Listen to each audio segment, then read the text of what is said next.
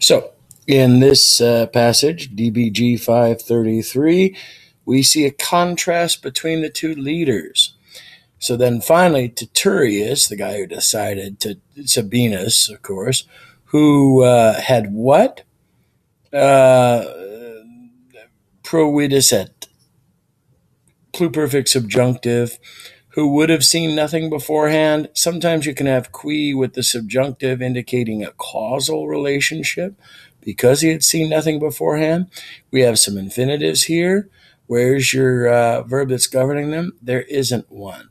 These are what's called historical infinitives. So therefore, trepidare and concursare and disponere. So therefore, translate them as the past. It's used to show excitement and quick energy. So he was trepidare. He was in a flutter. Oh, how darling. And he was running around, and he kind of dispatched the cohorts. However, we have widerenter, seemed, it seemed, all of these things themselves, neuter plural, seemed fearfully, and that it looked like everything had, indirect statement clause, left him. So in other words, he was nuts. Which often had a custom to happen to those who, Caesar's talking about there's a general rule. This kind of stuff happens to those who are forced to seize a plan in the middle of a crisis. So in the middle of a crisis, without forethinking, you end up messing around and doing everything at once. But odd is nice. It compares the two. Cotta, who, or since he had thought of these things are possible to what? Happen in the journey, and on account of the reason that he had not been the author of leaving, he didn't want to leave, was in no wise lacking in, or he was lacking in no matter, dative reference here, probably our favorite, to the common safety. And he was praestabat, he was excelling in he was doing well in the calling forth of the cohorts. So in other words, calling the guys back of the cohorts and the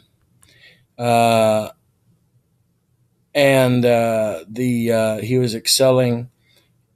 Let's go back to officia, in the office and the responsibility of a commander and of a soldier in a battle. So he was commanding and fighting. Since, or when, on account of, so therefore perhaps we could use a because there. Because on account of the length of the battle line, right?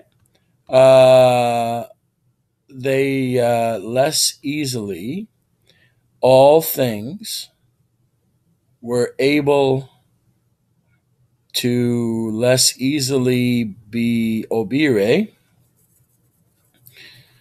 To obire means what? To attend to through him. So because all things were not able to be attended to through him, notice he's acting alone because his buddy in command is just running around like a chicken with his head cut off. And what needed to be done, he was unable to provide, to see, indirect question clause, what must be done in that location. Therefore, they ordered to announce that they, or to announce that they what? That they leave the baggage. That's all the soldiers' personal belongings, and to stand around in a circle. Now, this is a typical Roman legion formation where you get back to back with swords out, shields up. Which plan, now Caesar gives a commentary here, although it is not to be blamed in a kasu, in a disaster of this sort. However, it happens not too conveniently. It's not good. Here's why. For it lessened the spem hope to our soldiers, probably a dative of reference there, and it gave the enemies a greater speed for the battle, because it was seeming that it was done id factum, indirect statement clause there.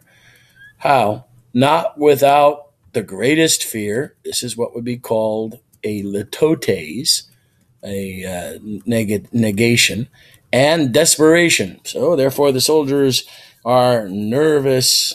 They're feeling like they're being hard pressed, and the enemies see that everything looks like they're packing up shop and ready to be killed. Moreover, it happened, which was necessary to happen. So in other words, which of course happens, that commonly the soldiers depart from the signes, from their standards, where they're supposed to be, which everyone should hold as most dear of them, to what? To seek, and they were accustomed to grab from the impedimentis, from the baggage. What are they grabbing from the baggage? Well, this is probably what we have here, quae, which everything ought to hold from them, which everything ought to hold most dear, which each person was holding most dear of them. So in other words, this is a complicated passage in this last sentence. So therefore, they're around they're supposed to be around their standards. Instead, they're running back to the baggage, grabbing what they like, what they need, that they hold most dear. And everything was being filled with clamor and weeping, showing the disaster. Well, are these soldiers wussy boys? No, there's a heroic weeping we see in the Aeneid. There's a heroic weeping we see in the Odyssey and the Iliad. It makes it very tragic and very grand. So what Caesar's doing here is he's giving a nice comparison between the two leaders. He's also giving showing how Titurius, who had wanted all this stuff, was a total idiot, while Cotta, who had thought these things over, was a manly soldier, doing everything that a good general should do, and fighting. Well, why didn't Cotta win? Well, it often happens that because the tortoise or the circle battle position is good for defense, it also robs the soldiers of their will to fight, and it encourages the enemies. More than that, notice he says, so that's a common reality. It's a common general position. That though Cotta had to do this, there's some weaknesses to that. Moreover, Praeterea, it also happens that, as commonly, the soldiers would depart from their signal. So in other words, Caesar is not putting any of the blame on the soldiers. He's saying this is common activity. This is what would be expected of them. It would be expected that they'd be wimpy because they were called into a defensive position. It would be expected that they would leave their standards where you're able to draw up your soldiers to deal with an overwhelming force. So, and these things happened with clamor and weeping heroically.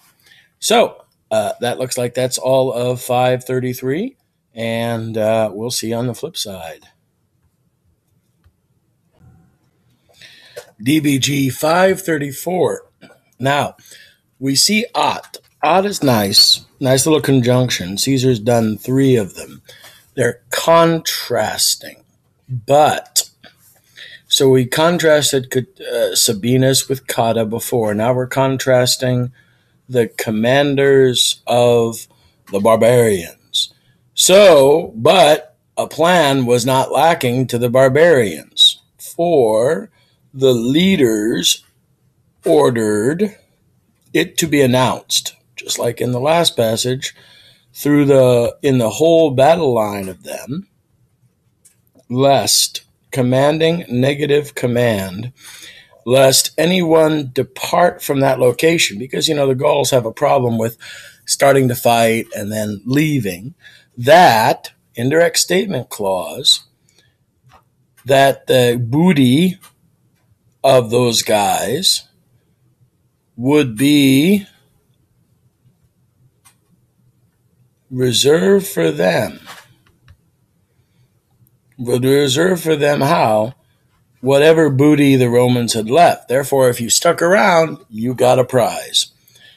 For that reason, all things, they were viewing that all things posita, esse, provide esse, indirect statement clause, had been placed in victory. So therefore, they were thinking that everything was hinging upon victory, which is true. So they were equal in virtue and in the studio zeal of fighting, gerund. Our buddies, our guys, although they were being deserted by their leader, who's their leader, Sabinus, and by fortune, however, they were placing all hope of their safety in virtue or strength. And oftentimes, each cohort would come out, and whenever the cohort had come out, a great number of the enemies were slaughtered, were falling from that part. That part of what? That cohort. So there was a great number of enemies were falling from that part. Almost an ablative agent phrase here, although we could do it as a separation. So therefore, the Roman soldiers were still very strong. With which thing having been noticed, ablative absolute, Ambiorix orders it to be what? Pronunturari. Again, we have this command used in battles, that they, the Gauls, throw their tela, spears, from far off, nor that they come closer, and that they kedant, yield. So this is a purpose clause, that they yield in that part, in which part the Romans had made an attack. So when the Romans come out, the Gauls withdraw. And that by the lightness of by the lightness of their arms and by their everyday exercise, they were runners, nothing would be able, probably indirect statement clause here from the announce, to be harmful to them. So in other words, that they would not be harmed if they did it this way. And moreover, in sequantur, once again, this is what's also being ordered, that they follow closely to those, that they follow themselves closely. Yeah, it's a tough one on the say. Who's the say referring to? The Gauls or the Romans? Obviously, from context, it's the Romans. That they follow back again on those guys recovering themselves to the standards. So whenever whenever the Romans would send out from their standards fixed in the middle of their circles, the Gauls would withdraw. But then as the Romans were turning back, then they were able to attack them always when the Romans were returning back to safety. So it's not so good for the Romans. They're being surrounded. They're in circles. They have a very lightly armed force, who's also, because they're lightly armed, they were very quick. So, again, it seems like a repeat of the Battle of Carrhae when Crassus went against the Parthians in the desert. Crassus soldiers, foot soldiers, in the same situation, held together in small groups, while a more mobile, lighter armed force was able to pin them down and then attack them, not with arrows in this case, but with spears. Very interesting that Carrhae would come out here because Crassus was one of the triumvirate, had recently died. This news was open in Caesar's mind, and it is the weakness of the Roman infantry to be outmaneuvered and outflanked. So, and this image of Carrhae for Crassus would have been in the mind of Caesar and in the mind of his readers. So, sadly enough, it doesn't look good for that legions under Sabinus and Cotta.